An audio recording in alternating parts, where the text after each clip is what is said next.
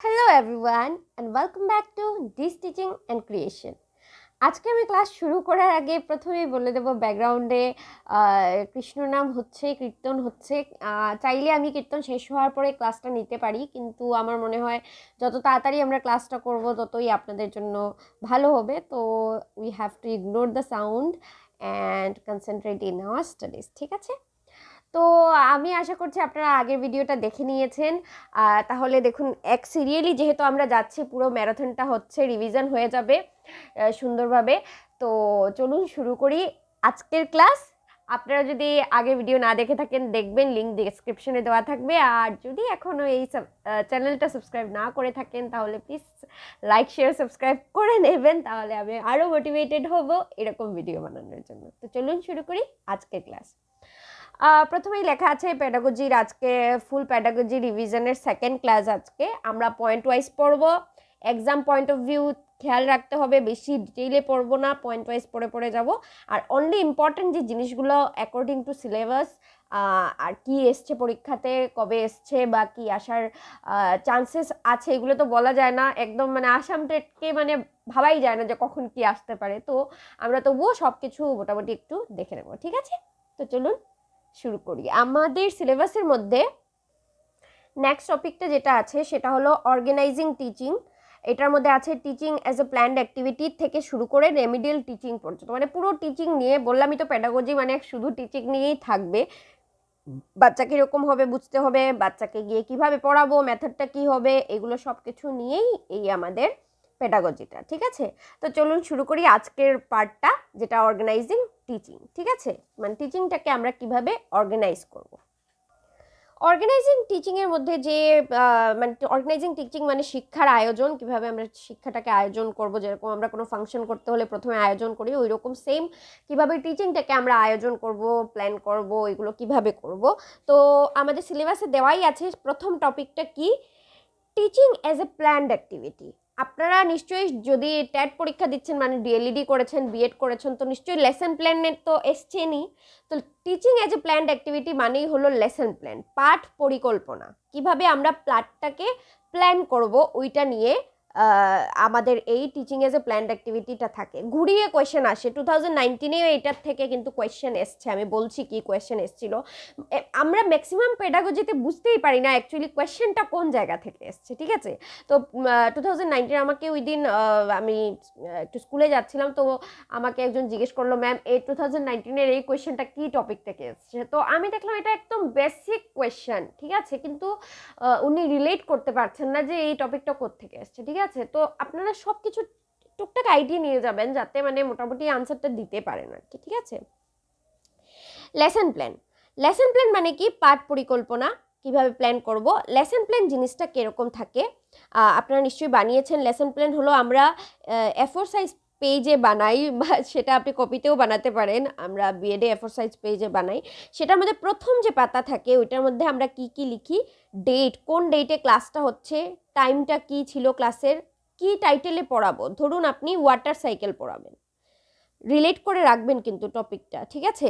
Water cycle পড়াবেন, এইটা দিয়ে আমি পুরো লেসন প্ল্যানটা বুঝাবো, না হলে আপনারা মানে গ্রাস্প করতে হয়তো প্রবলেম হবে, ঠিক আছে? তো ওয়াটার সাইকেলে কি, আপনি প্রথমে টাইটেলটা লিখে দিলেন ওয়াটার সাইকেল, তারপরে ডিউরেশন অফ ক্লাস, কত সময়ে আপনি ক্লাসটা নেবেন। এখন একটা ক্লাস 6-এর বাচ্চাকে ওয়াটার সাইকেল পড়ানো আর ক্লাস 10-এর বাচ্চাকে ওয়াটার সাইকেল পড়ানো কি সেম হবে? না। কেন?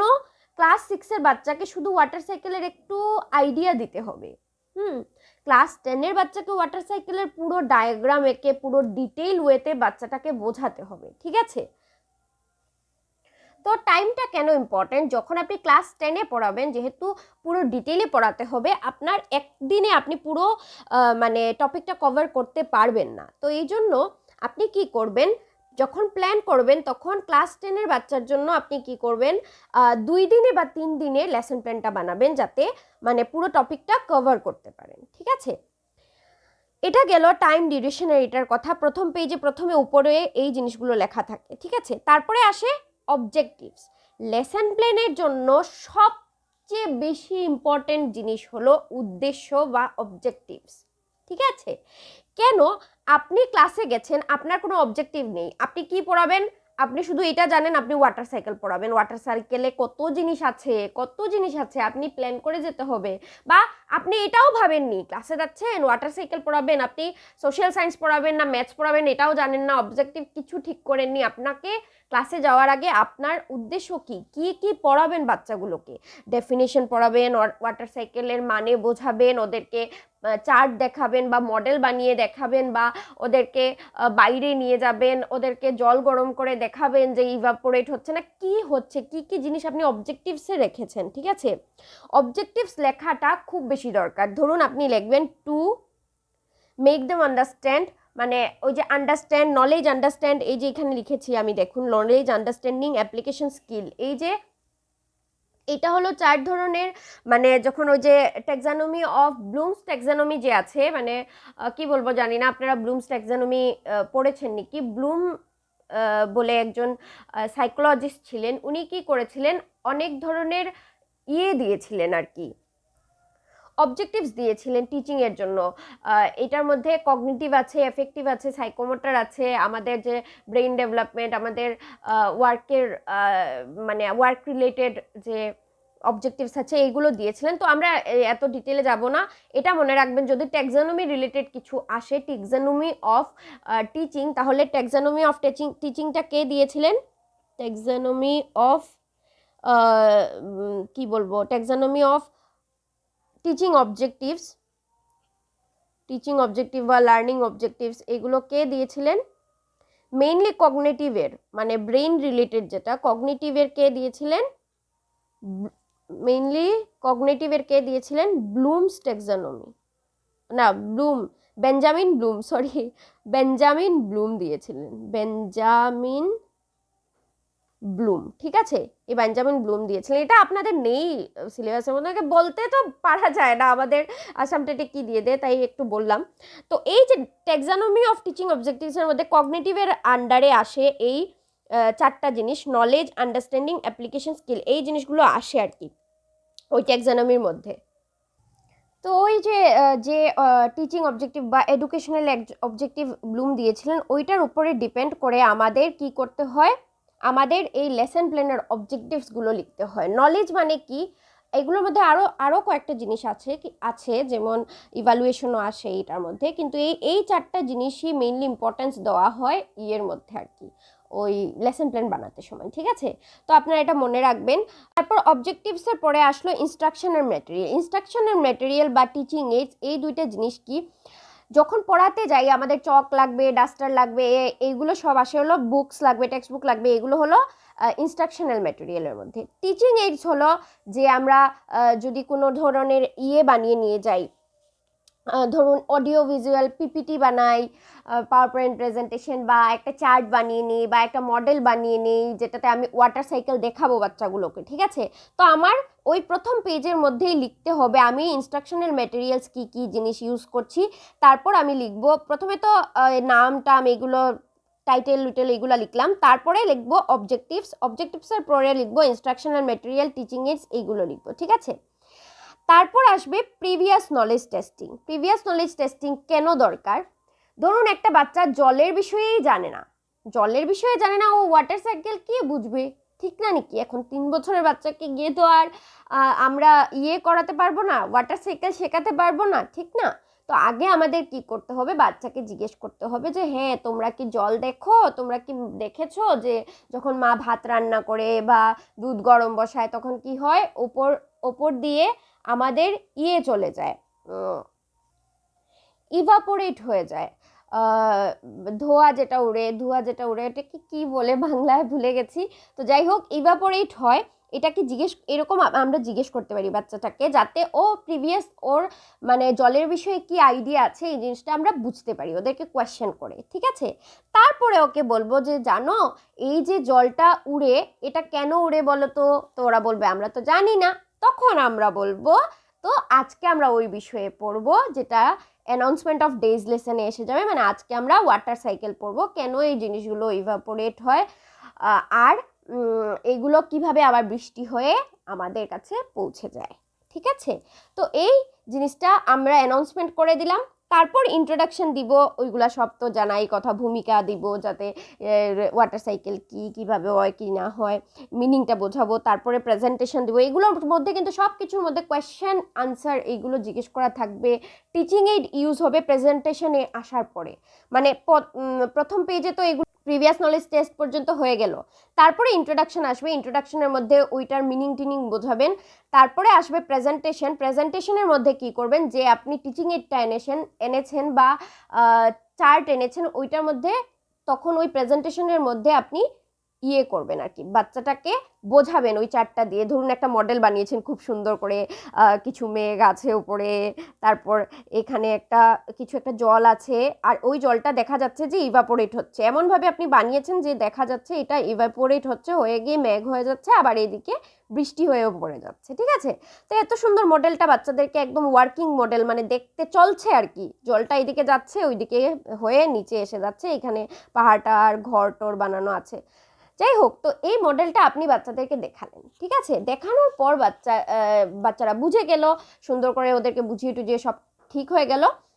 তারপর আপনি ওদেরকে এর মধ্যেও কিন্তু ওদেরকে আপনি কোয়েশ্চেন করে করে যাবেন, যাতে বুঝতে পারেন ওদের নলেজ হয়েছে নাকি। নলেজ মানে কি, ও কি ডেফিনিশন বলতে পারছে নাকি ওয়াটার সাইকেলের। আন্ডারস্ট্যান্ডিং মানে ও পুরো যে প্রসেসটা আছে ওয়াটার সাইকেলের, এটা বুঝাতে পারছে নাকি। অ্যাপ্লিকেশন মানে বাচ্চাটা কি এখন একটা প্রসেস একে দেখাতে পারবে নাকি, এটা হলো অ্যাপ্লিকেশন, ঠিক আছে। স্কিল হলো ও কি এটা দিয়ে একটা মডেল বানাতে পারবে, ওর স্কিল বা ওর যে জ্ঞানটা, ওর বানানোর জ্ঞানটা, ওইটা ও কি দেখাতে পারবে, নিশ্চয়ই দেখাতে পারবে যদি ও ভালো করে বুঝতে পারে, ঠিক আছে। তো এইগুলো আপনি কি করবেন, কোয়েশ্চেন করে করে বাচ্চাদের থেকে নেবেন, বা রিটেন হতে পারে, আর কোয়েশ্চেন মৌখিকও হতে পারে, ঠিক আছে। এটা কোয়েশ্চেনে আসতেও পারে যে আপনি যখন গিয়ে ক্লাসে পড়ানো শেষ হয়ে যাবে তখন কি বাচ্চার ইভালুয়েশন করবেন নাকি।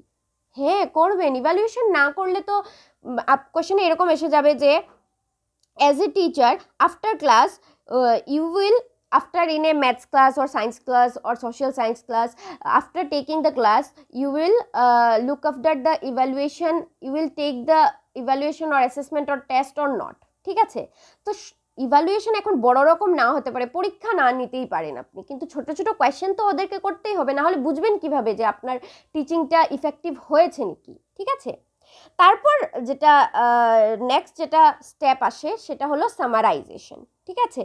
সামারাইজেশনের মধ্যে কি হয়, যে পুরো ক্লাসটা আপনি করেছেন, আচ্ছা তাহলে তোমরা বুঝে গেছো, তবুও আমি আবার বলে দিই যে আজকে আমরা ওয়াটার সাইকেল পড়লাম, ওয়াটার সাইকেলে এটা হয়, প্রথমে জলটা এভাপোরেট হয়, তারপরে আবার মেঘের সৃষ্টি হয়, তারপর আস্তে আস্তে এইগুলো আবার নেমে আমাদের কাছে এসে যায়, ঠিক আছে। এরকম সামারাইজেশন করে নিলে, সামারাইজেশনের পরেও ইভ্যালুয়েশন হতে পারে, আর হোম অ্যাসাইনমেন্টেও তো একটা ইভ্যালুয়েশন হয়, মানে ইভ্যালুয়েশন মানে মূল্যায়ন আর কি, মূল্যায়ন মানে টেস্ট বা পরীক্ষা ছোট ছোট, এইগুলো আপনার হোম অ্যাসাইনমেন্টও তো আপনি দিবেনই, বাচ্চাটাকে সামারাইজেশন করে আপনি আচ্ছা ঠিক আছে কালকে তোমরা এটার ডেফিনিশনটা শিখে আসবে, প্রসেসটা শিখে আসবে, যেটা লিখিয়ে আপনি দিয়েছেন।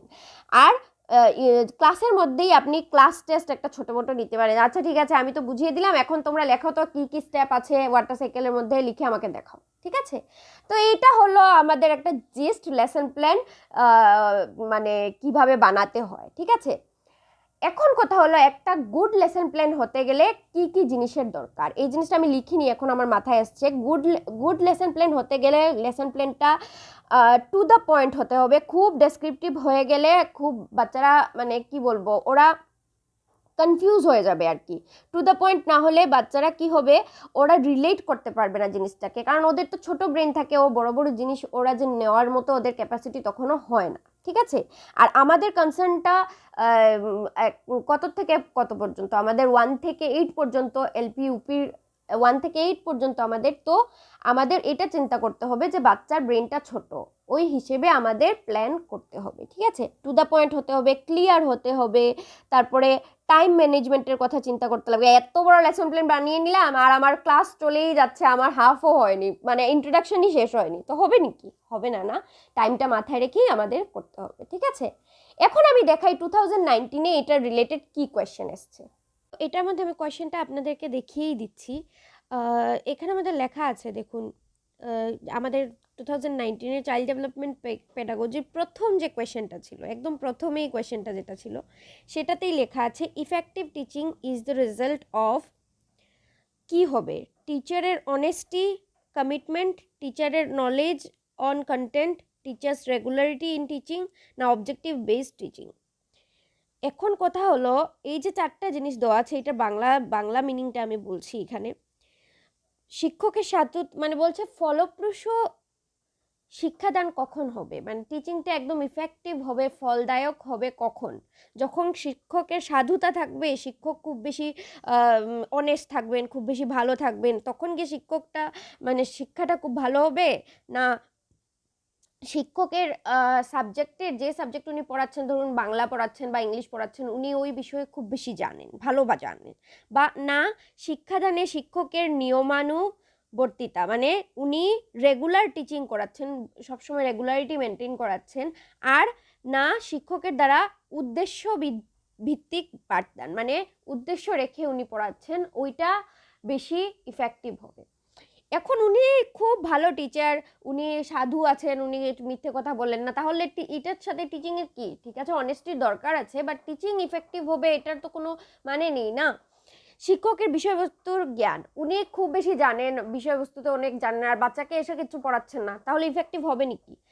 উনি রেগুলার আছে, উনি রোজ আসছেন স্কুলের মধ্যে, কিন্তু এসে কিছু পড়াচ্ছেন না, বসে আছেন ক্লাসরুমে এসে যা ইচ্ছা তা পড়াচ্ছেন, অঙ্ক এসে পড়াচ্ছেন না, শুধু রোজদিন খালি নামতা পড়াচ্ছেন, তাহলে হবে নাকি, বাচ্চার শিক্ষা হবে না, ইফেক্টিভ টিচিং হবে না।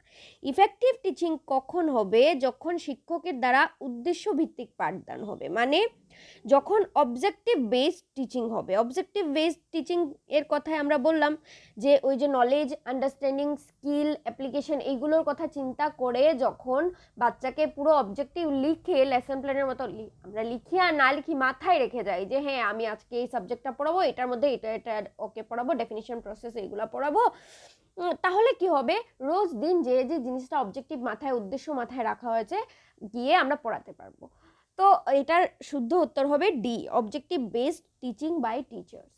ঠিক আছে, তো আপনারা যখন পেডাগজির আনসার করবেন না, তখন ডিরেক্টলি কোয়েশ্চেন পাবেন না, এরকম ইনডিরেক্ট কোয়েশ্চেন দেওয়া থাকবে, তো আপনারা ভালো করে কোয়েশ্চেনটা পড়বেন, তাহলে আনসারটা ভালোভাবে করতে পারবেন। ঠিক আছে, তারপরের যে টপিক, আমরা এখন teaching as a planned activity দেখে নিলাম, তারপরে আসছে phases of teaching, pre active, interactive and post active phases. ঠিক আছে, তো ফেজেস অফ টিচিং মানে হলো শিক্ষার পর্যায়, কি কি স্টেপস বা পর্যায় বলতে পারেন, বা একটা প্রসেস বলতে পারেন টিচিংটাকে, যেটার মধ্যে মানে এটা কোয়েশ্চেন আপনাদের মাথায় আসতে পারে যে টিচিংটা প্রসেস কীভাবে, আমরা তো ক্লাসে যাই, গিয়ে পড়িয়ে এসে যাই, মানে আপনাদের মধ্যে ম্যাক্সিমাম হয়তো গভর্নমেন্ট স্কুলে চাকরি করছেন, না হলে প্রাইভেট স্কুলে চাকরি করছেন, বা ইচ্ছে আছে টিচার হওয়ার, বা যদি ডিএলএড বিএড করেছেন তাহলে তো নিশ্চয়ই স্কুলে গিয়ে পড়িয়েছেন, তো জানেন যে টিচার আমরা তো যাই ক্লাসে করে এসে যাই, তো এটা আমাদের প্রসেস কি। টিচিং সত্যি একটা বহুত কমপ্লেক্স, যদি একটা ইফেক্টিভ টিচিং করতে হয়, যেটা আমরা একটু আগে দেখলাম যে ইফেক্টিভ টিচিং কিভাবে হয়, তো আমাদের লেসন প্ল্যান বানাতে হয়, অনেক কিছু করতে হয়, তো এই জন্য কি টিচিংয়ের একটা প্রসেস আছে, কিছু ফেজেস আছে, যেটা আমরা এখন দেখব। টিচিংটাকে কি বলা হয়েছে, একটা কমপ্লেক্স টাস্ক বলা হয়েছে, কি বলা হয়েছে, একটা কমপ্লেক্স টাস্ক মানে কঠিন একটা কাজ বলা হয়েছে টিচিংটাকে। ঠিক আছে, আমাদের সিস্টেমেটিক প্ল্যানিং এর দরকার যদি টিচিংটাকে আমরা ইফেক্টিভলি করতে চাই। ঠিক আছে, we need systematic planning to perform this task effectively. আমরা যদি এটাকে ভালোভাবে করতে চাই, তাহলে আমাদের কি করতে লাগবে, সিস্টেমেটিক প্ল্যান করতে লাগবে, লেসন প্ল্যান বানাতে হবে। তো শুধু লেসন প্ল্যান বানালে না, তারপরে যে এক্সিকিউশন হবে, সব কিছু হবে, টিচিং হবে, সব কিছু হবে, ইভ্যালুয়েশন হবে, সব কিছুর আমাদের কি করতে লাগবে, আগের থেকে প্ল্যান রাখতে হলে, না হলে কি হবে, টিচিংটা আমাদের সিস্টেমেটিক হবে না আর ইফেক্টিভও হবে না। দরকারি যে ইনফরমেশন দেওয়ার যতটুক দরকার বাচ্চা ততটুক পাবে না আমাদের সেই টিচিং থেকে। ঠিক আছে, তো দ্য ডিফারেন্ট স্টেপস কনস্টিটিউটিং দ্য, তো এই জন্য কি বলা হয়েছে, এই টিচিং প্রসেসটাকে, টিচিংয়ের এই প্রসেসটাকে অনেকটা স্টেপে বিভক্ত করা হয়েছে আর কি। তো যে different step constituting the teaching process আর কল্ড ফেজেস অফ টিচিং। এই যে ডিফারেন্ট স্টেপ টিচিং প্রসেসটাকে ডিফারেন্ট স্টেপে ভাগ করা হয়েছে, এটাকে ফেজেস অফ টিচিং বলা হয়, মানে কি শিক্ষার পর্যায়ে। ঠিক আছে, তো 3টা ফেজ আছে টিচিংয়ের। একটা হলো প্রি অ্যাক্টিভ ফেজ, ঠিক আছে, তারপরে হলো ইন্টারঅ্যাক্টিভ ফেজ, আর একটা হলো post active phase. Pre active phase মানে আমরা নাম দেখেই বুঝতে পারছি যেটা অ্যাক্টিভ ফেজ নয়, যেটার মধ্যে কাজ হচ্ছে না কিন্তু হচ্ছে। কি হচ্ছে কাজ? এখানে মেইন কাজ কি? টিচিং। তো যেখানে টিচিং হচ্ছে না বাট তার আগে কাজ হচ্ছে, আমরা একটু আগে দেখলাম লেসন প্ল্যান। আমাদের লেসন প্ল্যান করতে হবে, কি টপিক পড়বো তার প্ল্যান করতে হবে, কি মডেল ক্লাসে নিয়ে যাব ওই মডেলটা বানাতে হবে। যারা বিএড করেছেন, ডিএলএড করেছেন, ওরা জানেন কতটুকু কষ্ট একটা মডেল বানাতে। আর যারা সত্যিকারের দিতে চান স্টুডেন্টদেরকে, ওরা কিন্তু আফটার বিএড এবং ডিএলএড ক্লাসে গিয়েও করান। মানুষ বলে যে করায় না, কিন্তু যারা সত্যি টিচিং করায় ওরা কিন্তু সত্যি কষ্ট করে চার্ট মডেল বানিয়ে ক্লাসে নিয়ে যায় বাচ্চাদেরকে পড়ানোর জন্য। ঠিক আছে, তো এই জন্য কি প্রি অ্যাক্টিভ ফেজেও অনেক বেশি টাইম লাগে। এটাকে এই জন্য প্ল্যানিং ফেজও বলা হয়। কি বলা হয়? Planning phase. এটার মধ্যে আমরা কি কি করি? লেসন প্ল্যান বানাই, এলপি বানাই, কি বলে মডেলস বানাই, বা ধরুন অন্য কোনো যে ইনস্ট্রাকশনাল ম্যাটেরিয়াল আমরা নিয়ে যাব বা চার্ট নিয়ে যাব, এগুলো আমরা কি করব? এই ফেজটাতে আমরা রেডি করব। ঠিক আছে, ইন্টারঅ্যাক্টিভ ফেজ কোনটা?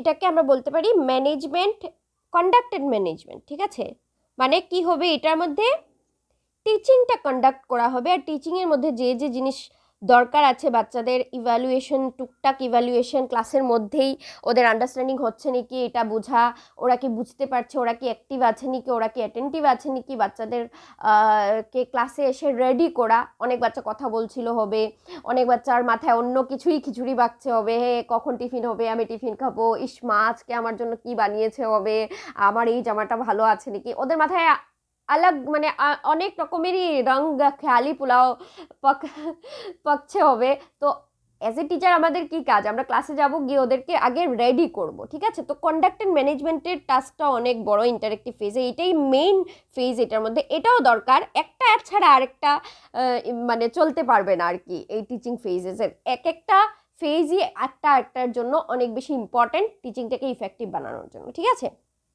এটা কোশ্চেন আসতে পারে কিন্তু, যে টিচিংয়ের 3টা ফেজই কি আলাদা, ইন্ডিপেন্ডেন্ট, না একটার সাথে আরেকটা রিলেটেড? Of course related. ম্যাক্সিমাম জিনিস পেডাগোজির মধ্যে একটার সাথে আরেকটা রিলেটেড থাকে, এটা মনে রাখবেন।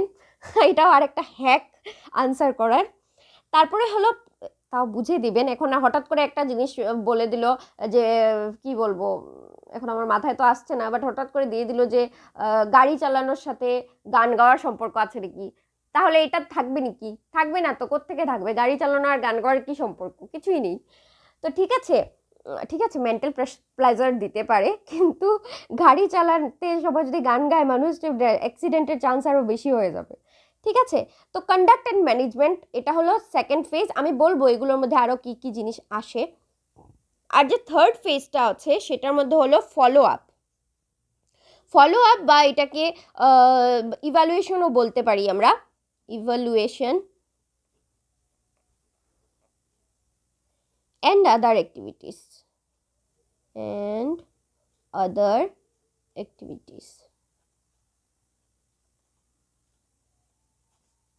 এখন আমরা বলি এই যে কন্ডাক্ট অ্যান্ড ম্যানেজমেন্টের মধ্যে কি কি জিনিস আসে। ঠিক আছে, প্রথমে গিয়েই ক্লাসটাকে সেট করতে হবে, মানে setting up the class. Setting, আমি একটু অ্যাডজাস্ট করে নিই এটাকে। সেটিং আপ দ্য ক্লাস, প্রথমে ক্লাসটাকে অ্যাডজাস্ট করবেন।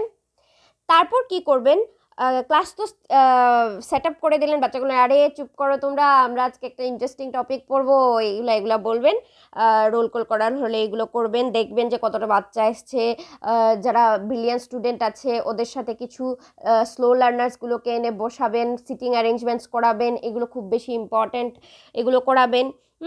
এক একটা কথা যেটা বলছি এগুলো মনে রাখবেন, লাগলে সাইডে একটু ছোট করে লিখে রাখবেন, কারণ এইগুলো সব কিন্তু এক একটা থিওরির কি বলবো জিস্ট। এই যে বাচ্চাগুলোকে সিটিং অ্যারেঞ্জমেন্ট করানো, এগুলো নিয়েও কিন্তু একটা থিওরি আছে। ঠিক আছে, তো এই যে স্লো লার্নার্সকে তোমার হাই অ্যাচিভার্সের সাথে বসানো, তারপরে ক্লাস সেট আপ হয়ে গেল।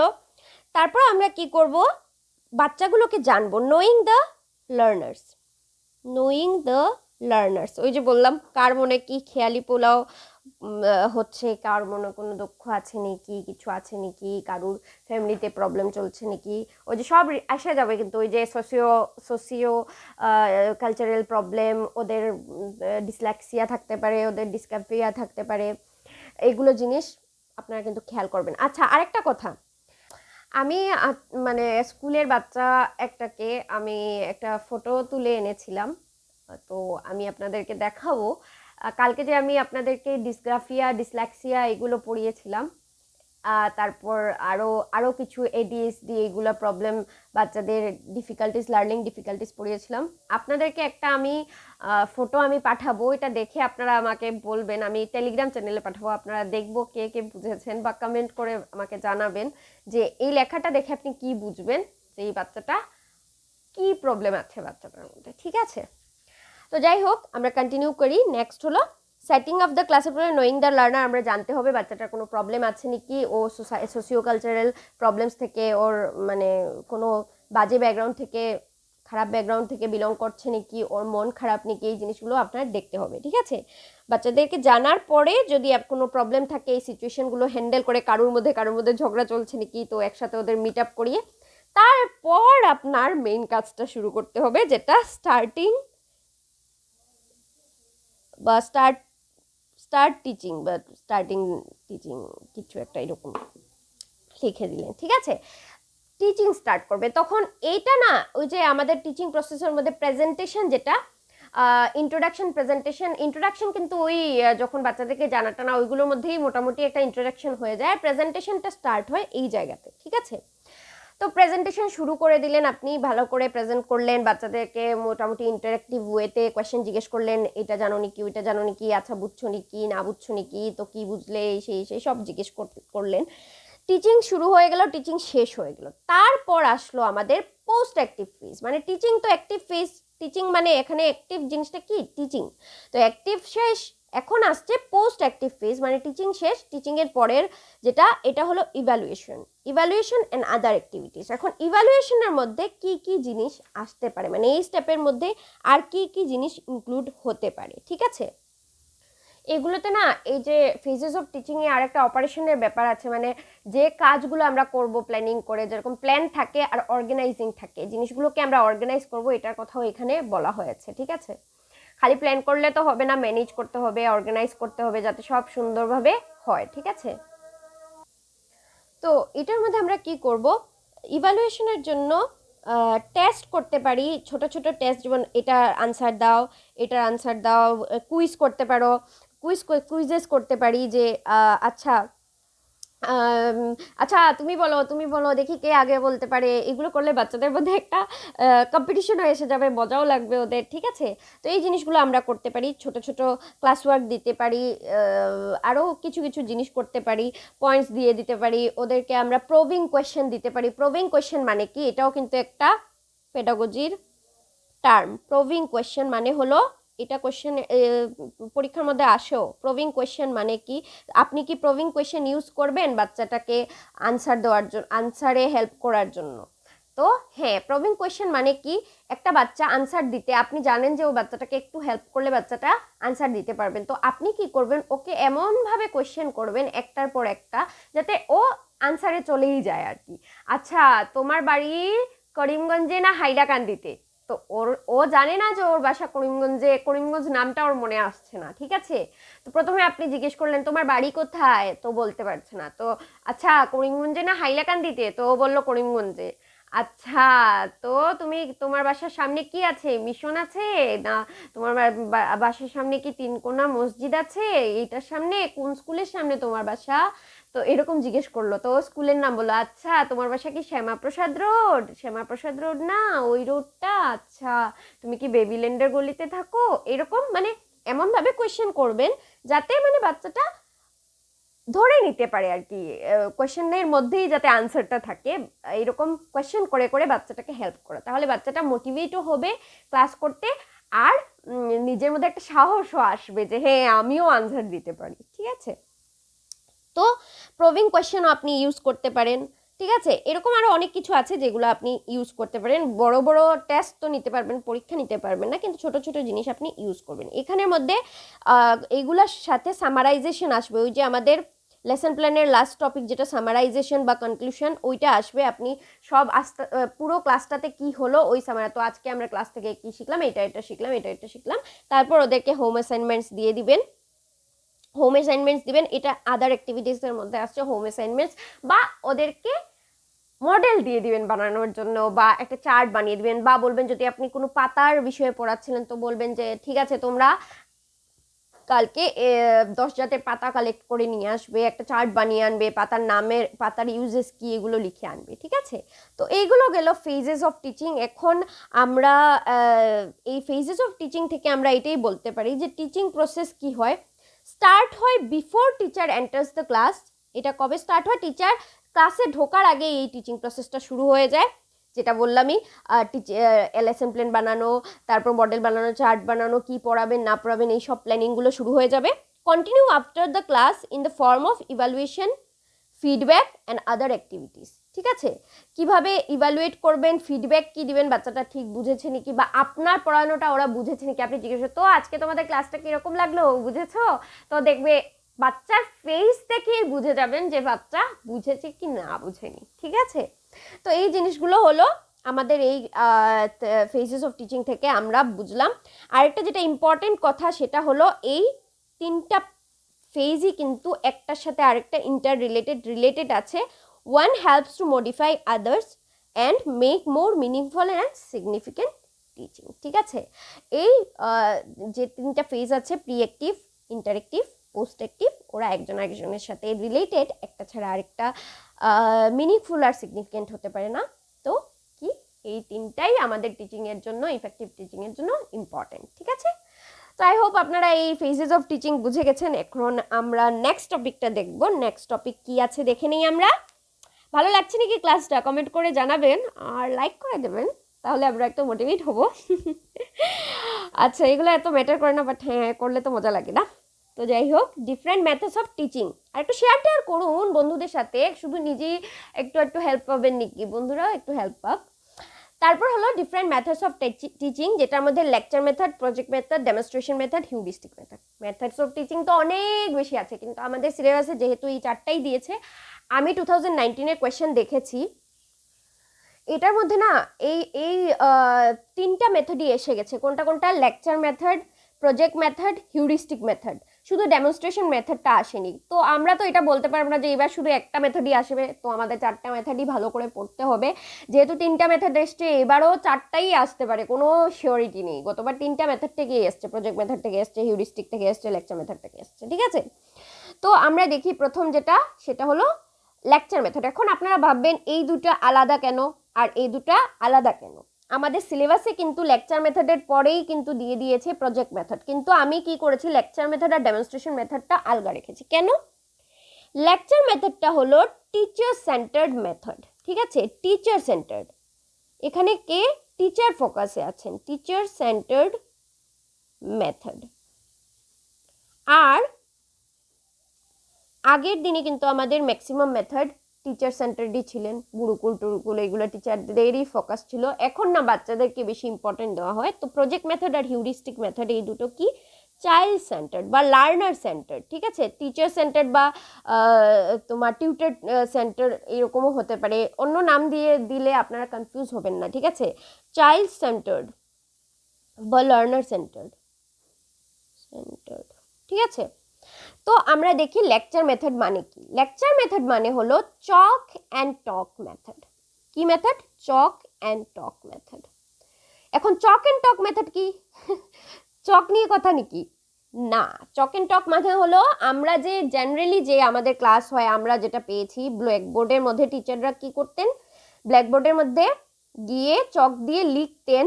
হ্যাঁ, চক দিয়ে লিখতেন, আর আমাদেরকে ওই হিসেবে আমাদেরকে কি করতেন, পড়াতেন।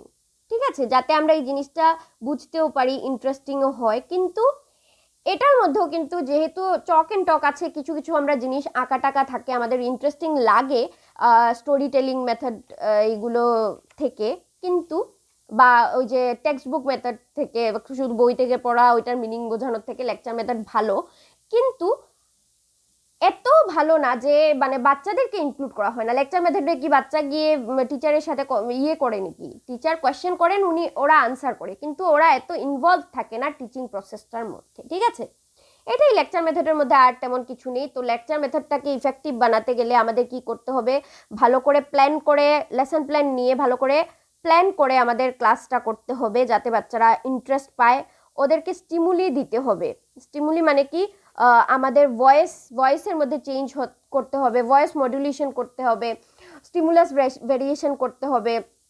এগুলো টিচিং স্কিলের মধ্যে আয়, ঠিক আছে। স্টিমুলাস ভেরিয়েশন, ভয়েস মডুলেশন, এইগুলো স্টিমুলাস ভেরিয়েশন মানে আমাদের বডির পোস্টার, গেস্টার। হ্যাঁ আচ্ছা বুঝেছেন, তারপর কি হয়েছে জানো, এরকম হয়েছে। এই যে ভয়েসের মধ্যে চেঞ্জেসগুলো আছে, আপ ডাউন চেঞ্জ, জোরে বলা, চোখ বড় করা, ইশারায় ইশারায় বলা, এই জিনিসগুলো কি হয় স্টিমুলাস ভেরিয়েশনের মধ্যে আসে, ভয়েস মডুলেশনের মধ্যে আসে। এগুলো আমাদের লেকচার মেথডটাকে ইন্টারেস্টিং বানাতে পারে। লেকচার মেথডটা অনেক চিপ মেথড, এটা অনেক স্টুডেন্টকে একসাথে পড়ানো যায়। একটা বড় হল নিয়ে একসাথে একটা বাচ্চাকে পড়াতে পারবেন, এত টাকা ইনভলভ হয় না লেকচার মেথডের মধ্যে, ঠিক আছে। তো এটার অ্যাডভান্টেজ এটা, কিন্তু এটার ডিসঅ্যাডভান্টেজ এটা বাচ্চাদেরকে ইনভলভ করে না। আর এটা কোনো একটা টাইমে যদি লেকচার মেথড ইন্টারেস্টিং না থাকে, বোরিং লেকচার আমরা সবাই এনজয় করেছি আমাদের লাইফে। হ্যাঁ, তো কি হয়, লেকচার যদি ইন্টারেস্টিং না হয় আমরা বোর হয়ে যাই, বোরডম এসে যায় বাচ্চাদের মধ্যে, ঠিক আছে। তারপর আসলো কি ডেমনস্ট্রেশন মেথড। ডেমনস্ট্রেশন মেথডটা অ্যাকচুয়ালি ম্যাক্সিমাম সায়েন্স ক্লাসে ইউজ হয় কোনো একটা কিছু বোঝাতে। ধরুন সায়েন্সের আমরা এক্সপেরিমেন্ট করেছি, এর মধ্যে সায়েন্স ল্যাবরেটরিতে গিয়ে ম্যামরা কি করেছেন, ম্যামরা বা স্যাররা কি করেছেন, উনি একটা টিউব নিয়ে ওরা যে থাকে না লিকুইডগুলোর ফিউশন করে কিছু একটা দেখিয়েছেন, আর আমরা কি দূর থেকে দাঁড়িয়ে দেখেছি। যাতে আমরা এই জিনিসটা ভালো করে বুঝতে পারি, এই জন্য আমাদেরকে ডেমনস্ট্রেশন করে দেখানো হয়েছে। বা যে জিনিসটা আমরা দেখতে পারবো না, ধরুন সোলার সিস্টেমের ডেমনস্ট্রেশন, কিভাবে সোলার সিস্টেমটা ঘুরে, এইরকম সূর্য থাকে, এখানে সূর্য থাকে, সূর্য চারিদিকে এরকম করে ঘুরে, তারপরে আমাদের পৃথিবীটা এখানে আছে, পৃথিবীর সাইডে আবার এরকম চন্দ্রটা ঘুরে, মানে মুনটা ঘুরে। তো এই জিনিসগুলো কি করতে পারেন, ডেমনস্ট্রেশন মেথডে এসে একটা মডেল দিয়ে ডেমনস্ট্রেট করে টিচাররা পড়াতে পারেন, ঠিক আছে। তো ডেমনস্ট্রেশন মেথডের অ্যাডভান্টেজও আছে, ডিসঅ্যাডভান্টেজও আছে, ঠিক আছে। এটার মধ্যে তোমার ওই মানে জিনিসটা দেখানো হবে আর এক্সপ্লেন করা হবে আর কি, শো অ্যান্ড এক্সপ্লেন, ঠিক আছে। আর এটা তোমার এত বেশি ইফেক্টিভ না, কিন্তু ওদের আন্ডারস্ট্যান্ডিং এর জন্য এটা ভালো। লেকচার মেথড থেকে, তারপর ওই যে স্টোরি টেলিং, তারপর টেক্সট বুক মেথড, এগুলোর থেকে কি ডেমনস্ট্রেশন মেথডটা বেটার আছে, ঠিক আছে। আমরা ওয়াটার সাইকেলের এক্সাম্পল নিয়েছিলাম, তাই বললাম ওয়াটার সাইকেলের মডেল দিয়েও কিন্তু ডেমনস্ট্রেশন মেথড দেখানো যায়। কারণ ওয়াটার সাইকেলের যে মডেল আগে বললাম না, মডেলটা বানিয়েছে, পুরো ওয়ার্কিং চলছে, এগুলো টিচাররা এনে দেখাতেও পারেন, ঠিক আছে। কিন্তু এগুলো কি আলটিমেটলি টিচার সেন্টার, বাচ্চারা কিছু বানাচ্ছে না, বাচ্চারা কিছু করছে না, এটাই ওর ডিসঅ্যাডভান্টেজ, ঠিক আছে। এখন আমরা আসি project method, one of the important method. এই দুটো মেথডই কিন্তু খুব বেশি ইম্পর্টেন্ট। ডেমনস্ট্রেশন মেথডটাও ইম্পর্টেন্ট, কিন্তু lecture method, project method, heuristic method, এই তিনটা মেথড খুব ইম্পর্টেন্ট, কিন্তু তিনটাই গতবার পরীক্ষায় এসে গেছে। এখন কি বলবো, চারটাই ভালো করে পড়ুন আপনারা, আমরা দেখে নেই। আর প্রজেক্ট মেথডটা কি, প্রজেক্ট মেথডটা হলো এটা চাইল্ড সেন্টার্ড মেথড। এটা জন ডিউইর প্র্যাগমেটিভ সাইকোলজিস্ট থেকে এসছে, ঠিক আছে। জন ডিউই,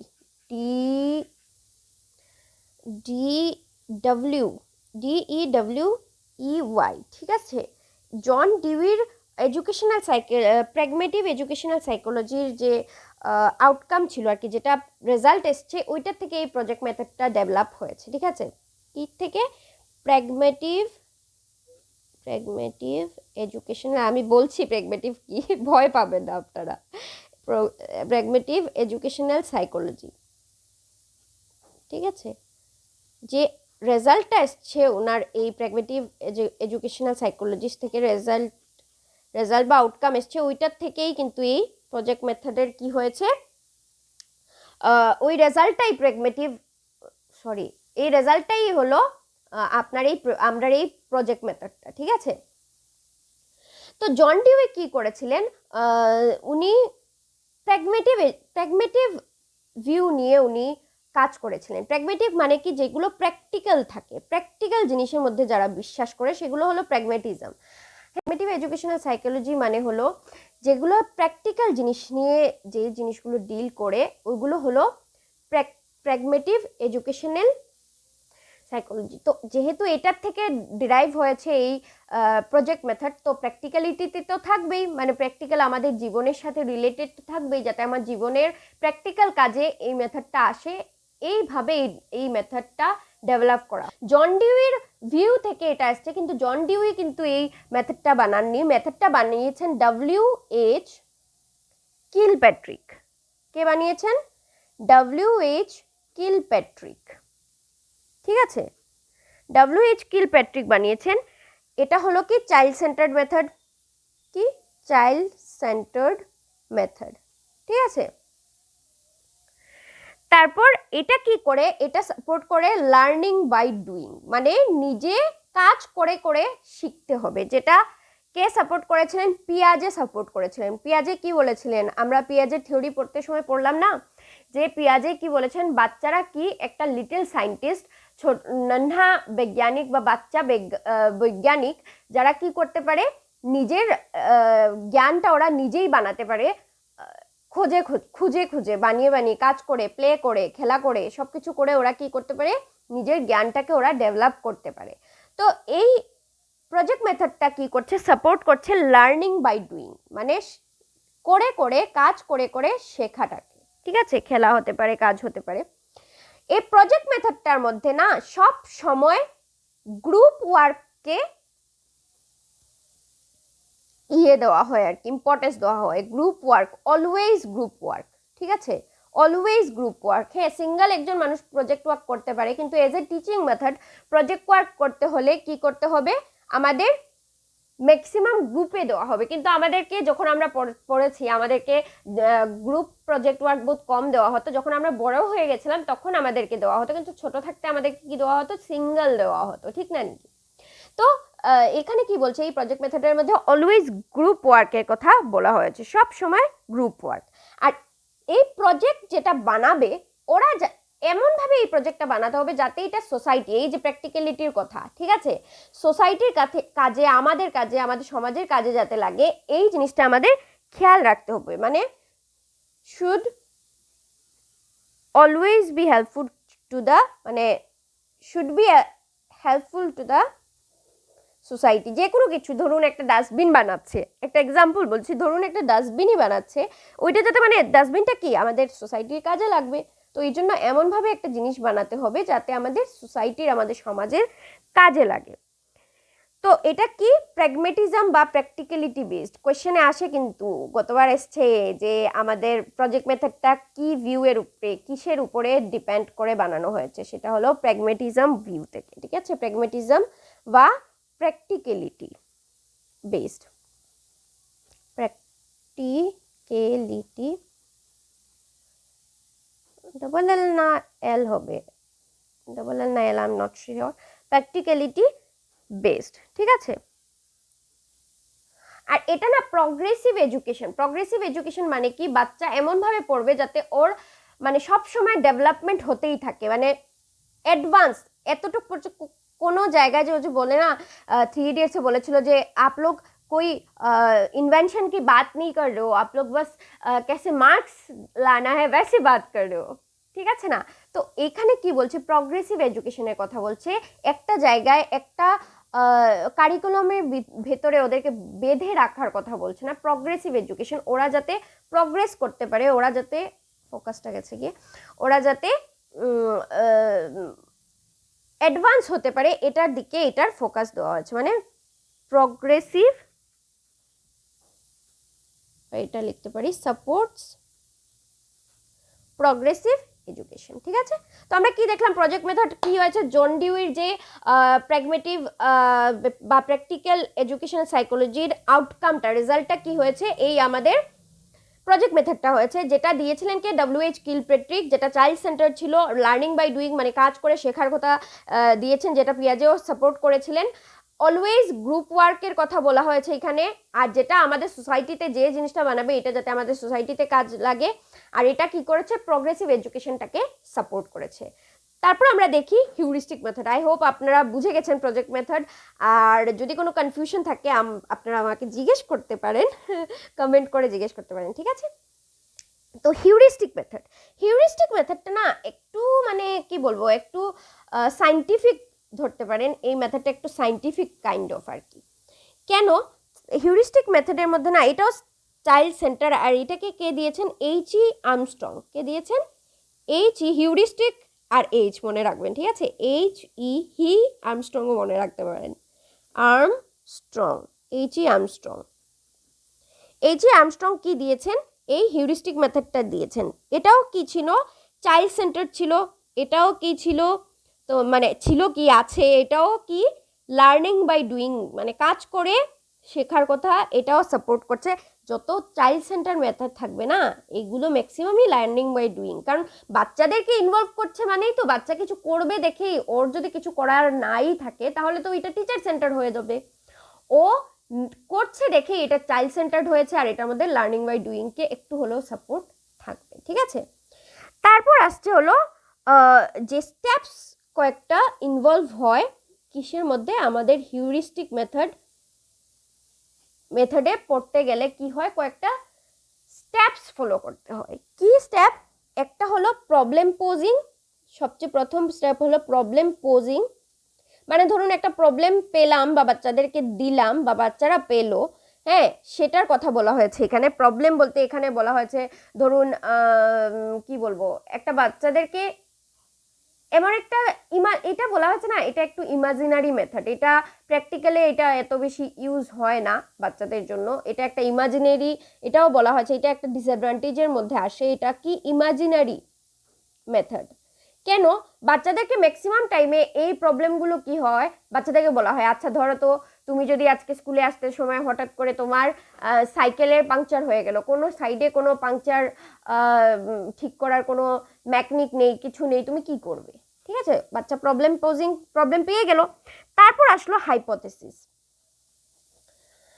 এইরকম টাইপের প্রবলেম না, আরো অন্য অনেক কিছু হতে পারে, আমি এখানে বলছি আর কি। হাইপোথেসিস মানে কি, হাইপোথেসিস মানে হলো একটা মজার আমার মাথায় এসছে জিনিস, তো ও হাইপোথেসিস মানে হলো মানে এই কি বলবো, অ্যাজাম্পশন আর কি। ধরুন একটা অ্যাজাম্পশন করা হলো, আর সাইন্টিফিক্যালি এটার অনেক মিনিং আছে। এই অ্যাজাম্পশন করতে গেলে অনেক ভেবে চিন্তা করে হাইপোথেসিস ধরতে হয়, যাতে এইরকম হাইপোথেসিস আগে কোনো কেউ ধরেনি। কিন্তু যেহেতু এটা বাচ্চাদের জন্য, এটা এত সাইন্টিফিক হয় না, তো এমন একটা অ্যাজাম্পশন নিতে হবে। এটা তো আর থিওরি বানানো হচ্ছে না, যেটা আমরা থিওরি বানাই, ডিজার্টেশন বানাই, বা আমরা কি বলে পিএইচডি করতে যাই, তখন যে হাইপোথেসিসটা নেই, আমি যে ইয়েটা বানাবো, থিসিসটা বানাবো, তখন যে অ্যাজাম্পশনটা করব, তখন বহুত চিন্তা ধারণা করে আমাদের প্রবলেম একটা চুজ করতে হয়, তারপর হাইপোথেসিস বানাতে হয়, ঠিক আছে। হাইপোথেসিস মানে অ্যাজাম্পশন। তো বাচ্চাটা কি প্রবলেম দেওয়া ছিল এখানে, আমরা যে দিয়েছিলাম যে ওর সাইকেল নষ্ট হয়ে গেছে, তো ও ভাবলো যে হে ও কি করবে, ওর কাছে একটা পাইপ আছে, ওই পাইপটা দিয়ে ও ফু দিয়ে এই ওর টায়ারটা ঠিক করতে পারবে। ও এটা এক্সাম করলো যে হে এটা ও করতে পারবে, ঠিক আছে। তারপর কি হলো, অনেক প্রুফ করা হলো, প্রুফ করলো যে ও ফু দিল, তারপর অনেক কিছু করলো, অনেক চেষ্টা করলো, বাট কি করলো, লাস্টে অ্যাট লাস্ট ওর এটা ফলস হয়ে গেল, ঠিক আছে। প্রুফিং কি হলো, প্রবলেমের প্রুফিং হয়ে গেল। তারপর মানে প্রুফ করলো, মানে ফু দিয়ে নিশ্চয়ই টিচার এনে ওকে দিল একটা পাংচার টায়ার, আর বললো ঠিক আছে তুমি এই নাও পাইপটা দিয়ে তুমি ফু দাও, দিয়ে বাচ্চাটা দেখলো কি এটা হচ্ছে না, এটা হবে না এই জিনিসটা, তো কি হলো, হাইপোথেসিসটা রিজেক্ট হয়ে গেল। আর যদি ও এটা এক্সাম করতো যে আমার টায়ার নষ্ট হয়ে গেছে, আমি ওইটাকে একটু ঠেলে ঠেলে ঠেলে ঠেলে নিয়ে যাব, তারপর নেক্সট যেটা আমি পাবো মেকানিক ওর কাছে ঠিক করাবো, বা আমি ঘরে দৌড়ে যাব, গিয়ে আরেকটা টায়ার নিয়ে আসবো, এসে বা বাবাকে দিয়ে আমি টায়ারটা ঠিক করাবো। তো এইগুলো জিনিসের কি মানে এটা জেনারেলি এরকম এত হাইপোথেসিসের মধ্যে আসেনি।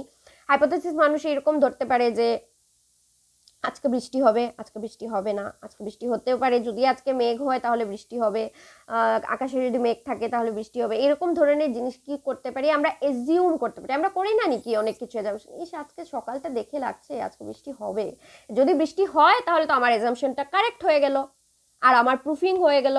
যদি আমি কিছু ওইটার এগেনস্টে আমি কিছু প্রুফ করতে যাই, কিছু কাজ করি, তো জেনারেলি এই বাচ্চাদের জন্য ছোট ছোট প্রবলেম থাকবে, টিচার বলবে আচ্ছা যদি তুমি এই প্রবলেমটা, অঙ্কের প্রবলেমটা করতে পারো না, তুমি কি পারবে নাকি, ও বলবে হ্যাঁ আমি করতে পারবো, ও এক্সাম করলো যে ও করতে পারবে, তারপর কি করলো, ও ম্যাথসটা সলভ করে দেখলো। এটা আই থিঙ্ক পারফেক্ট এক্সাম্পল হবে মানে ছোট বাচ্চাদের এক্সাম্পলের জন্য। আর ওইগুলো একটু বড় হাইপোথিসিস যখন আমরা নিই, তো আপনারা বুঝতে পারছেন যখন আমরা বড় হাইপোথিসিস নিই বা এক্সাম করি তখন কি হয়, যেন বৃষ্টি হবে হবে না, হলে আমাদের এক্সামশন ঠিক হয়ে গেল, না হলে হলো না, ঠিক আছে। তো বাচ্চাটা কি করলো, ম্যাথসের এক্সাম্পল ওকে দেওয়া হলো যে প্রবলেম দেওয়া হলো যে তুমি কি এই ম্যাথসটা করতে পারবে নাকি, এতদিন তুমি 2 অঙ্কের প্লাস করেছো, আজকে কি 3 অঙ্কের করতে পারবে। তো বাচ্চাটা বললো হ্যাঁ, ও এজিউম করলো কি হ্যাঁ ও করতে পারবে, ইয়েস ও এজিউম করলো যে he can do the maths. তারপর কি করলো, বাচ্চাটা ম্যাথসটা করে নিল, করার পরে যদি ও শুদ্ধ করতে পারে তাহলে ওর হাইপোথিসিস কারেক্ট হয়ে গেল, প্রুফিং হয়ে গেল, হ্যান্স প্রুফড বলে না নাকি, হ্যান্স প্রুফড হয়ে গেল। আর যদি না হয় তাহলে তো কি হলো, প্রুফড হলো না। তো এগুলো ছোট ছোট জিনিসে হিউরিস্টিক মেথড ইউজ করা যেতে পারে, কিন্তু অ্যাকচুয়ালি এটা একটা ইমাজিনারি মেথড, যেটা এটার ডিসঅ্যাডভান্টেজ, এটা জেনারেলি হয় না।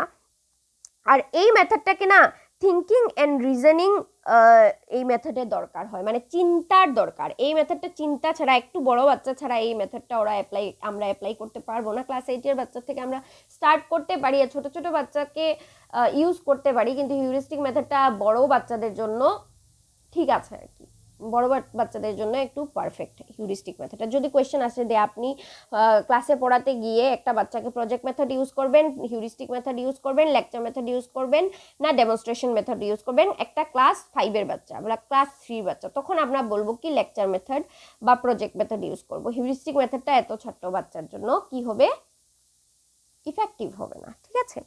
তো এটাকে না তোমার থর্নডাইকের ট্রায়াল এরর মেথড ও সাপোর্ট করেছে। কে কে কে এই মেথডটাকে সাপোর্ট করছেন আমি বলছি, থর্নডাইক করেছেন, এই মেথডটাকে সাপোর্ট করেছেন থর্নডাইক। উনি কি বলেছেন, ওনার ট্রায়াল অ্যান্ড এরর মেথড ছিল, মনে আছে নাকি আপনারা, জানি না ট্রায়াল অ্যান্ড এরর মেথড পড়েছেন নাকি। ট্রায়াল অ্যান্ড এরর মেথডের মধ্যে কি হয়েছে, একটা বেড়ালকে উনি একটা বক্সে বন্ধ করে রেখেছিলেন, আর ওই একটা দেওয়া ছিল, একটা লেবার দেওয়া ছিল, একটা রশির মতো জিনিস দেওয়া ছিল, ওইটার মধ্যে ও প্রেস করতে করতে করতে করতে ও কি করেছে, বের হয়ে ওই মাছটাকে ও খেতে পেরেছে।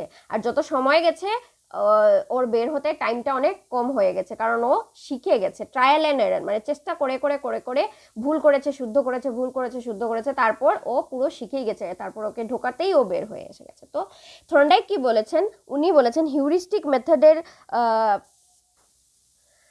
না সরি মানে থর্নডাইকের ট্রায়াল অ্যান্ড এরর মেথডটা এই হিউরিস্টিক মেথডের মধ্যে ইউজ হয় আর কি। কারণ এই যে ট্রায়াল অ্যান্ড এরর, শুদ্ধ হচ্ছে ভুল হচ্ছে, শুদ্ধ হচ্ছে ভুল হচ্ছে, একবার অঙ্ক হচ্ছে একবার হচ্ছে না, একবার অঙ্ক হচ্ছে হচ্ছে না, একটা এজুম করছি এজুমটা শুদ্ধ হচ্ছে না, তারপর আবার এজুম করছি যে হ্যাঁ আমি অঙ্ক করতে পারবো না, বা আছে না অনেক কিছু এজুম করতে পারি আমরা, করছি যে আজকে আমি গিয়ে ওইখানে পৌঁছতে পারবো, আজকে পারিনি, আবার কালকে চেষ্টা করব যে 1 ঘন্টায় পারি নাকি, আবার পরশু চেষ্টা করব আবার 1 ঘন্টায় পারি নাকি, তারপর একটা দিনে আমি কি করতে পারবো, প্রুফিং করে দিতে পারবো হ্যাঁ আমি পেরেছি, ঠিক আছে।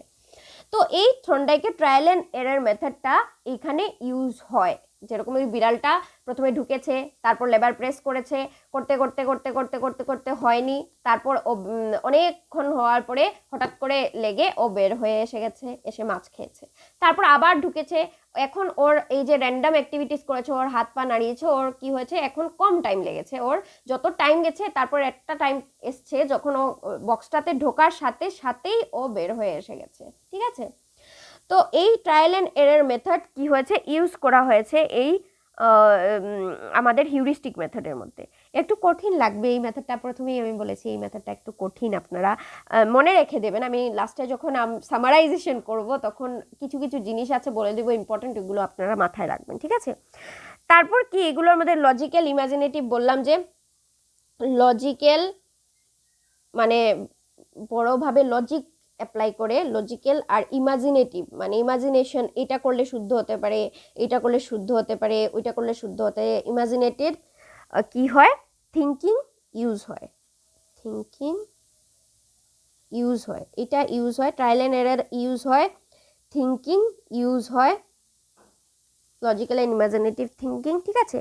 আর পোলান অ্যান্ড ডাঙ্কার কি বলেছিলেন? পোলান অ্যান্ড ডাঙ্কার কি বলেছিলেন? এটাকে প্রবলেম সলভিং মেথড বলেছিলেন। কেন? কারণ কোনো প্রবলেমে আমরা পড়লে আমরা কি করি? আমরা ওইটার সলিউশন খুঁজি। তো এটার মধ্যেও তো এই কথাই বলা হয়েছে, প্রথমে প্রবলেম একটা প্রবলেম পাবো, তারপর ওইটাকে এজাম্পশন করব, তারপর ওইটার প্রুফিং করব, মানে চেষ্টা করব এটা সলভ করার, ঠিক আছে। তো পোলান অ্যান্ড ডাঙ্কার এটাকে কি বলেছেন? প্রবলেম সলভিং মেথড, ঠিক আছে। তো আমরা এটাকে এখন একটু সামারাইজ করে দিই। কি হিউরিস্টিক মেথডটা কে দিয়েছিলেন? এইচ ই আর্মস্ট্রং দিয়েছিলেন। আর্ম দিয়ে মনে রাখবেন, হি আর্ম দিয়ে মনে রেখে দিবেন। চাইল্ড সেন্টার ছিল এটা, লার্নিং বাই ডুইং এটা সাপোর্ট করেছে। আর এটা কি ইমাজিনারি মেথড, এই জন্য এটার মধ্যে ইমাজিনেটিভ আর লজিক্যাল থিঙ্কিং ইউজ হয়। লজিক্যাল থিঙ্কিং কেন ইউজ হয়? কারণ এটার মধ্যে অনেক স্টেপস আমাদের ফলো করতে হয়, এই স্টেপসগুলো আমরা ফলো করতে হয়, এই জন্য আমাদের লজিক্যাল চিন্তাধারার দরকার, ঠিক আছে। তো কি কি স্টেপস ছিল? প্রবলেম প্রথমে পাবো, তারপর এটাকে অ্যাজুম করব কি কি দিয়ে আমরা সলভ করতে পারবো, তারপর আলটিমেটলি আমরা এটা সলভ করে দেবো। ট্রায়াল এরার করে করে এটা একটা শুদ্ধ হবে, তারপরে ভুল হবে, তারপরে শুদ্ধ হবে, তারপরে ভুল হয়, আলটিমেটলি গিয়ে আমাদের শুদ্ধ হয়ে যাবে, ঠিক আছে। আই হোপ আপনারা হিউরিস্টিক মেথড মোটামুটি বুঝে গেছেন, পরীক্ষায় দিতে পারবেন। আসলে এরকমই আসবে, হিউরিস্টিক মেথড কে দিয়েছেন, এটা চাইল্ড সেন্টার নাকি লার্নিং বাই ডুইং এটা সাপোর্ট করে নাকি, হাইপোথেসিস কোন কোন মেথডের মধ্যে হাইপোথেসিস ইউজ হয়, এই জিনিসটা কিন্তু ইম্পর্টেন্ট। কোন মেথডে আর কোনো মেথড আমার জানা মতো আমি দেখিনি যেটার মধ্যে হাইপোথেসিস নিয়ে কোনো কথা হয়েছে টিচিং মেথডের মধ্যে। তো এই হাইপোথেসিসের কথা কোন মেথডে বলা হয়েছে? হিউরিস্টিক মেথডের মধ্যে, ঠিক আছে। তো আমরা lecture method, chalk and talk, demonstration method যেটা আমরা ডেমো দিয়ে show and explain, project method যেটা আমাদের learning by doing pragmatism follow করে, আর এইচ ই আর্মস্ট্রং যেটার মধ্যে হাইপোথেসিসের কথা বলা হয়েছে, হিউরিস্টিক মেথড। আমরা আই থিঙ্ক বুঝে গেছি এটা। তো চলুন আমরা এখন নেক্সট টপিকে যাই। আমি জানি না আপনাদের এখন আজকে একটু বেশি বড় ক্লাস হয়ে যাচ্ছে নাকি, এখন আপনারাই বলেছেন যে ম্যারাথন হবে, এখন ম্যারাথন ক্লাস হলে তো একটু বড় হবেই, ঠিক আছে। তো এখন নেক্সট টপিক হলো concept of TLM and its importance, diagnostic and remedial teaching, ঠিক আছে। টিএলএম মানে হলো, এটার ফুল ফর্ম হলো টিচিং লার্নিং ম্যাটেরিয়াল। মানে আমরা পড়াতে গিয়ে, শেখাতে গিয়ে কি কি জিনিস ইউজ করি, কি কি ম্যাটেরিয়াল ইউজ করি, সেটা চক ডাস্টার হতে পারে, টেক্সট বুক হতে পারে, টিএলএম মানে ওই যে কি বলবো, টিচিং এইডস হতে পারে, বা পিপিটি হতে পারে, বা কি বলবো অনেক কিছু জিনিস, যে যে জিনিস আমরা এ টু জেড যত জিনিস ইউজ করি, ব্ল্যাকবোর্ড থেকে ধরে এভরিথিং আমাদের টিচিং লার্নিং ম্যাটেরিয়ালসের মধ্যে এসে যাবে, ঠিক আছে। এটাকে টিচিং লার্নিং ম্যাটেরিয়ালও বলে, টিচিং অ্যান্ড লার্নিং ম্যাটেরিয়াল বা টিচিং লার্নিং ম্যাটেরিয়ালও বলে, ঠিক আছে। তো এটার মধ্যে আমি মিনিং তো বলেই দিলাম, আর কি মিনিং দেখবো, ইম্পর্টেন্সটা আমরা দেখে নিই এখন, ঠিক আছে। ইম্পর্টেন্সের মধ্যে কি, টিচিং লার্নিং ম্যাটেরিয়াল ছাড়া যদি আমরা ক্লাসে গিয়ে বাচ্চাদেরকে পড়াই, গিয়ে আমরা কি করলাম, টেক্সট বুক দিয়ে, শুধু একটা টেক্সট বুক নিয়ে বা স্টোরি টেলিং মেথডে আমি সব কিছু একটা ম্যাটেরিয়ালই নিয়ে গেলাম না, আর শুধু আমরা টেক্সট বুক নিয়েই, বা টেক্সট বুকও আচ্ছা টিচিং লার্নিং ম্যাটেরিয়ালের মধ্যে এসে যায়, টেক্সট বুকও নেই, শুধু মুখে পড়াচ্ছি বাচ্চাদেরকে, বাচ্চা ইন্টারেস্টিং হবে? বাচ্চা ক্লাসে বসবে না। তো কেন টিচিং লার্নিং ম্যাটেরিয়াল দরকার?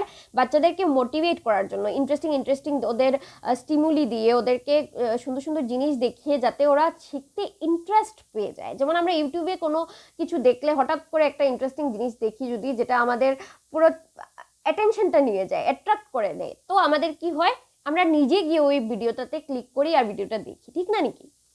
তো মোটিভেশন আনে, ইন্টারেস্টিং বানায় ক্লাসটাকে, ক্লারিফিকেশন আনে, ওই যে বললাম, ওই যে মডেল বানিয়ে আমি যদি এমনি ওয়াটার সাইকেল পড়াই, আর আমি এরকম করে পুরো মডেল বানিয়ে বাচ্চাটা একদম জল উপরে যাচ্ছে, তারপর নিচে নেমে আসছে, সূর্য মামা এটাকে টানছে, এগুলো দেখে কোনটা দেখে বেশি বাচ্চা বুঝবে, ক্ল্যারিফাই কোনটা হবে, একদম ক্লিয়ার কনসেপ্ট কোনটা থেকে পাবে? এই যে ডেমনস্ট্রেট করে আমি যে মডেলটা বানিয়ে দেখাবো, টিচিং লার্নিং ম্যাটেরিয়াল যে ইউজ করব বা চার্ট ইউজ করবো, ওইটা দেখে বাচ্চা কি হবে, বেশি ভালো করে কি করতে পারবে, বুঝতে পারবে, ঠিক না নাকি?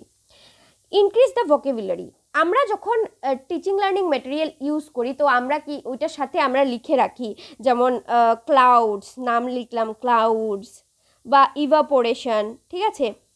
ওরা যে দেখবে, যে যে জিনিসটা ওরা দেখে নেবে না, ওই জিনিসটা ওদের মধ্যে পুরো থেকে যাবে, ওদের ভোকাবুলারি ইনক্রিজ করতে বহুত হেল্প করবে এই মানে টিএলএম আর কি, টিচিং লার্নিং ম্যাটেরিয়াল। কারণ মুখে বলা জিনিস আমরা নিজেই দেখুন, আমরা যখন লেকচার টেকচার শুনতে যাই, যেগুলো লিখে উনি বোর্ডে রাখেন ওই জিনিসটা কিন্তু আমাদের মাথায় থেকে যায়। কিন্তু যে জিনিসটা আমাদের লিখে রাখা না হয়, অনেক কিছুই তো বললেন লেকচারে যাওয়ার পরে, কিন্তু আমাদের সব কিছু মনে থাকে না। কিন্তু যেটা লিখে রেখেছিলেন বা চার্ট দেখেছিলেন বা ভিডিও দেখেছিলেন বা পিপিটি দেখিয়েছিলেন, ওইগুলো কিন্তু আমাদের মনে থাকে, ঠিক না নাকি? তো আমাদের ভোকাবুলারি ইংলিশ করতে কি হয়, এটা হেল্প করে, ঠিক আছে, কি টিচিং লার্নিং ম্যাটেরিয়াল। কি করে, নেক্সট কি, সেভ টাইম। এটা কি করে আমাদের টাইমটা বাঁচায়। কিভাবে টাইম বাঁচায়? যখন আমরা মুখে কিছু বোঝাতে যাই, আমাদের অনেক ধরনের জিনিস বলতে হয় মুখে, এবং বাচ্চারা এটা ধরতে পারে না। ধরুন আমরা বলছি যে ইভাপোরেশন হয়ে যাচ্ছে, বাচ্চা কোনোদিন ইভাপোরেশন দেখেইনি, রান্নাঘরে যায়নি, তো বেচারা বুঝবে কি যে ইভাপোরেশন জিনিসটা কি? যদি আমরা দেখিয়ে বলি তখন বাচ্চাটা ক্লিয়ার হয়ে যাবে না। Classroom live and active. ক্লাসরুমটা অনেক ইন্টারেস্টিং হয়ে যাবে, অ্যাক্টিভ হয়ে যাবে, মানে লাগবে যেমন লাইভই জিনিসটা হচ্ছে আর কি। তো বাচ্চারা কি পাবে, ইন্টারেস্ট পাবে ক্লাসের মধ্যে। Greater engagement. যেই বাচ্চা একটা এরকম কিছু দেখবেন, আপনারা ক্লাসে যদি টিএলএম নিয়ে যান তখন বুঝবেন বাচ্চারা পাগল হয়ে যায় কখন দেখবে টিএলএমটা, ঠিক আছে। তো ওরা কি হয়, অনেক বেশি এঙ্গেজ হয়, ম্যাম কখন দেখাবেন, ম্যাম কখন দেখাবেন। তো এই জিনিসগুলা ওদের এঙ্গেজমেন্টটা কি হয়, বেড়ে যায়, ঠিক আছে। Retention of knowledge. স্বাভাবিক কথা, যে জিনিসটা দেখছে শুনছে, ভিডিওতে দেখছে শুনছে, এগুলো জিনিস ওর মাথায় বেশি থাকবে না, ও যেটা শুধু শুনেছে, মুখে শুনেছে, ওই জিনিসটা ওর ভালো লাগবে কখনো না, মাথায় থাকবেই না যে জিনিসটা আমরা মুভি টুভি কেন আমাদের মনে থাকে, কারণ ভিডিও উইথ ল্যাঙ্গুয়েজ, উইথ কথা, উইথ এক্সপ্রেশন সব কিছু থাকে, এই জন্য আমাদের রিটেনশন হয়ে যায় ওই মুভিগুলোর জিনিসগুলো, ঠিক আছে। তো এখন দেখি আমরা টাইপস অফ টিএলএম, এটা আমাদের দেওয়া নেই, কিন্তু একটু টাইপস অফ টিএলএম দেখে রাখি, জিজ্ঞেস করে নেয় আমাদের ইয়েতে, পেডাগজি, যে কোনো সাবজেক্টে পেডাগজিতে জিজ্ঞেস করে নেবে, ঠিক আছে। Types of TLM. Audio AIDS. Audio মানে যেটা শোনার, এইডস যেগুলো আর কি, রেডিও, টেপ রেকর্ডার, সিডি, এই জিনিসগুলো কি আমরা শুধু শোনার জিনিস। অডিওতে আমরা কি শুনি, রেডিওতে অডিও শোনা যায়, মোবাইলেও অডিও শোনা যায়, কিন্তু রেকর্ডিং আছে, এই আছে। শুধু ভিডিওতে কি যায়, গান টান ডাউনলোড করে আমরা শুনি না নাকি? তো অডিও মোবাইলেও ইউজ করা যায়, মোবাইলে সব কিছু ইউজ করা যায়, ল্যাপটপ, মোবাইলে, ঠিক না। কিন্তু এজ এ অডিও এইডস আমরা রেডিও, টেপ রেকর্ডার, সিডিকে আমরা ধরি, ঠিক আছে। তারপর হলো ভিজুয়াল এইডস, যেটা আমরা দেখতে পারি। ভিজুয়াল এইড বলতেই আমাদের মাথায় এসে যায় মনে হয় টিভি, মোবাইল, এগুলো না। ভিজুয়াল যেটা আমরা দেখতে পারি, ব্ল্যাকবোর্ডও তো দেখতে পারি, পোস্টারও তো দেখতে পারি, চার্টসও তো দেখতে পারি। চার্টস লিখিনি, চার্টস একটা অনেক ইম্পর্টেন্ট জিনিস। Charts, graph, textbook with pictures. Textbook with pictures interesting হয়, এমনি টেক্সটবুকও ভিজুয়াল এইড, বাট পিকচার্স থাকলে বাচ্চারা ইন্টারেস্ট তো পাবেই। Audio visual aid, video, films, PPT, virtual classroom মানে অনলাইন ক্লাসেস যে আমরা নেই, যেটা গুগল মিট, এইগুলো দিয়ে যেগুলো নেই, ইউটিউব, এগুলো সব কি অডিও ভিজুয়াল এইডের মধ্যে আসে। তো আই হোপ আপনারা টিএলএম মোটামুটি বুঝে গেছেন। টিএলএম না একটু বুঝে ইউজ করতে হয়, এই জিনিসটা মাথায়। যদি ইফেক্টিভ টিএলএম আপনি ইউজ করতে চান একটা ক্লাসরুমে, তো আপনার কয়েকটা জিনিস মাথায় রাখতে হবে, যে আপনি কি টপিক পড়াচ্ছেন, এই টপিকের সাথে এই টিএলএমটা মানাবে নাকি। এখন আপনি কি বলবো, ম্যাথস পড়াচ্ছেন আর মডেল বানিয়ে নিয়ে গেছেন গিয়ে সোলার সিস্টেমের, রিলেটেড না। সোলার সিস্টেমে 9টা প্ল্যানেট আছে, 9 বোঝানোর জন্য যেরকম ঈশান আবাস্তি কি করেছিল, 3x3 করার জন্য 8 থেকে 3x9 করতে গিয়ে 8কে নিয়ে গেছে গিয়ে প্লুটোতে, আর এই জন্য প্লুটোকে ইনটু করেছে, এই জন্য প্লুটো ডার্ট প্ল্যানেট হয়ে গেছে। তো এটা রিলেটেড না এটার সাথে, ম্যাথসের সাথে। তো এই জন্য আপনি এমন একটা মডেল বানিয়ে দেবেন যেটা রিলেটেড থাকে, যেটা বাচ্চাদেরকে ইন্টারেস্ট গ্রো করায়। এখন ম্যাথসে আপনি পিপিটি নিয়ে গেছেন, দেখিয়ে ম্যাথস করাচ্ছেন, বাচ্চা ইন্টারেস্ট পাবে, কিছু বুঝবে, একটু সময় ইন্ট্রোডাকশন দিতেই পারেন আপনি। কিন্তু ম্যাথসে আপনার কি হবে, যদি আপনি অ্যাবাকাস নিয়ে যান, অ্যাবাকাসের বলসগুলো নিয়ে যান, যদি ওই অ্যাবাকাসের যে ট্রেটা থাকে ওইটা নিয়ে যান, তাহলে বাচ্চাদের ইন্টারেস্ট লাগবে। তো আপনি কি টিচিং এইড ইউজ করছেন, এটা আপনি সাবজেক্ট এবং টপিক দুটোর মধ্যে ডিপেন্ড করে আপনি চুজ করবেন, ঠিক আছে। তো আপনার পরীক্ষার কোয়েশ্চেনে এটা দিতে পারে যে আপনি সোলার সিস্টেম পড়ানোর জন্য কি ইউজ করবেন, অডিও, ভিডিও না মডেল। তো আপনি অফকোর্স বলবেন ভিডিও এবং মডেল। যদি ভিডিও থাকে আর মডেল থাকে তাহলে আপনি মডেলটাই চুজ করবেন, ঠিক আছে। যদি বলে মডেল শুধু পিকচার্স তাহলে এটা চুজ করবেন না, ভিডিও চুজ করবেন। তো এই জন্য কি পেডাগোজিতে না একটু কোয়েশ্চেনটা ভালো করে পড়লে আরামসে ক্র্যাক করতে পারবেন, ভালো করে কোয়েশ্চেনটা পড়বেন আপনারা, ঠিক আছে। তো আই হোপ আপনারা টিএলএম বুঝে গেছেন। এখন আমরা আজকের জন্য লাস্ট যে টপিক ডায়াগনস্টিক টিচিং আর রিমিডিয়াল টিচিং এটা আমরা দেখে নিই, ঠিক আছে। তো ডায়াগনস্টিক টিচিং মানে কি, ডায়াগনস্টিক কথাটার মধ্যেই এটার মিনিং এসে গেছে, আমি হাইলাইটার খুঁজে পাচ্ছি না। ডায়াগনস্টিক টিচিং মানে কি, ডায়াগনস্টিক টিচিং এটার কথার মধ্যেই বলে দিয়েছে, মানে যেটা আমরা ডায়াগনোস করে টিচিং করব, খোঁজার পরে যে টিচিংটা করব এটা হলো ডায়াগনস্টিক টিচিং, ঠিক আছে। এখন কথা হলো কি খুঁজবো আমরা, কি খুঁজে পড়াবো, কিছু খুঁজে পড়াবো, ও আচ্ছা টপিক খুঁজে পড়াবো, আমরা জানি না, জ্ঞান নেই, এটা না। ডায়াগনস্টিক টিচিং হলো যে টিচিংটা আমরা বাচ্চার স্ট্রেংথ উইকনেসেস দেখে খুঁজে কিছু কিছু টেস্ট আছে ওইগুলো অর্গানাইজ করে আমরা কি করি, বাচ্চার প্রবলেমগুলোকে মেইনলি ওর স্ট্রেংথ উইকনেস তো আছেই, কিন্তু মেইনলি স্পেসিফিক্যালি ওর ডেফিসিয়েন্সিস, ওর কোন জায়গায় প্রবলেম আছে এই জিনিসটা আমরা কি করি, খুঁজে বার করি। বাচ্চা এত ছোট থাকে, ওর মধ্যে এই নলেজটা থাকে না যে ও এটা বলতে পারবে যে ওর কোন জায়গায় প্রবলেম আছে, ঠিক আছে। এটা আমাদের এজ এ টিচার এটা আমাদের দেখতে হবে যে এই বাচ্চাটার কোন জায়গায় প্রবলেম আছে, ঠিক আছে। তো আমরা কি করব, অনেক রকমের কোয়েশ্চেন্স, টেস্ট এগুলো অর্গানাইজ করব, যেগুলো করে আমরা কি করতে পারবো, ওদের প্রবলেমটাকে ডায়াগনোস করব। আর ডায়াগনোস করার পরে আফটার ডায়াগনস্টিক টিচিং আমরা কি করব, রেমিডিয়াল টিচিং দিব। যেমন কোনো একটা বাচ্চার ম্যাথসে প্রবলেম আছে, আমরা টেস্ট করে, এই যে আমরা কি বলবো, অনেক অনেক রকমের পরীক্ষা নিয়ে টেস্ট করে ও পুরো দিন কি করছে এগুলো দেখে দেখে আমরা কি করলাম, আলটিমেটলি বুঝতে পারলাম যে এই বাচ্চাটার ম্যাথসে প্রবলেম, ও অঙ্ক দৌড়ে জিততে পারেনি, ও অঙ্ক দৌড়ে গিয়ে সবাই অঙ্ক দৌড়ে গিয়ে অঙ্ক করে ঘুরে এসেও গেছে, কিন্তু ও তখনও গিয়ে অঙ্কতে টাচও করতে পারেনি, কেন, বাচ্চাটার ম্যাথসে প্রবলেম আছে। মানে সব রকমের টেস্টেই এই জিনিসটা ধরা পড়বে। ক্লাসের মধ্যে এক একটা কোয়েশ্চেন করে, পরীক্ষার রেজাল্টের জিনিস দেখে, এগুলো সব কিছু দেখেই আলটিমেটলি, কিন্তু এটা পুরো লাস্টের ফাইনাল পরীক্ষা না, ছোট ছোট ছোট ছোট সব পরীক্ষা মিলে যে ক্লাসরুমের কোয়েশ্চেন আনসার, ছোট ছোট ক্লাস টেস্ট, ছোট ছোট ইউনিট টেস্ট, এগুলো জিনিস দেখে কি করতে পারবো, ওভারঅল যে আমরা একটা ডিসিশন নিব যে হ্যাঁ এই বাচ্চাটার এই জায়গায় প্রবলেম আছে, আমরা এই জিনিসটা ওর রেমিডিয়াল টিচিং দিয়ে ওকে ঠিক করতে হবে। রেমিডিয়াল টিচিং মানে কি, একটা এক্সট্রা টিচিং, বাচ্চাদের যে জিনিসে প্রবলেম আছে। আমরা যারা বোর্ডিং স্কুলে পড়েছেন, যারা সিবিএসসিতে পড়েছেন, ওরা তো আগের থেকেই রেমিডিয়াল টিচিংয়ের বিষয়ে জানেন। স্টেট স্কুলে জেনারেলি রেমিডিয়াল টিচিং হয়নি, আমি জানি না হয় নাকি, কিন্তু এখন কিন্তু রুলস আছে রেমিডিয়াল টিচিংয়ের, কিন্তু করানো হয় না, হ্যাঁ। কিন্তু সেন্ট্রাল গভর্নমেন্টের স্কুলে, কেন্দ্রীয় বিদ্যালয়ের কথা বলতে পারবো না, বাট জেএনভিতে এটা হয়, রেমিডিয়াল টিচিং হয়। যারা খুব উইক স্টুডেন্ট, একটু যে জায়গায় উইক আছে, কিছু প্রবলেম আছে, ওদেরকে রেমিডিয়াল টিচিং দেওয়া হতো, ঠিক আছে। After diagnostic teaching and identifying problems according to needs. এখন বুঝতে হবে, একটা মানুষ সায়েন্সে ভালো, ওকে নিয়ে রেমিডিয়াল টিচিং দেওয়ার দরকার নেই। ও যে জিনিসটাতে ভালো না, ওই জিনিসটাতে, যেটাতে ওর প্রবলেম আছে, ওই জিনিসটাতে ওকে রেমিডিয়াল টিচিং দেওয়া হবে, যাতে ওর to improve the performance of the student, ঠিক আছে।